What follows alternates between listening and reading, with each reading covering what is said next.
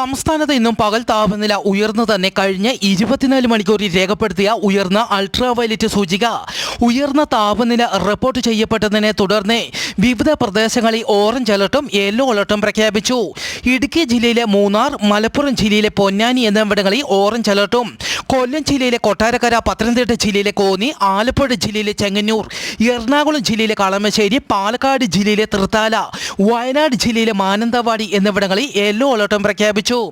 തുടർച്ചയായി സൂര്യപ്രകാശം ശരീരത്തിലേൽക്കുന്നത് പരമാവധി ഒഴിവാക്കുക, പകൽ സമയത്ത് ധാരാളം വെള്ളം കുടിക്കണമെന്നും അറിയിച്ചു. ന്യൂയോർക്കിലെ ഹഡ്സൺ നദിയിൽ വിനോദസഞ്ചാരികൾ സഞ്ചരിച്ച ഹെലികോപ്റ്റർ തകർന്നു വീണേ 6 പേർ മരിച്ചു. അപകട കാരണം വ്യക്തമല്ല, അന്വേഷണം ആരംഭിച്ചു.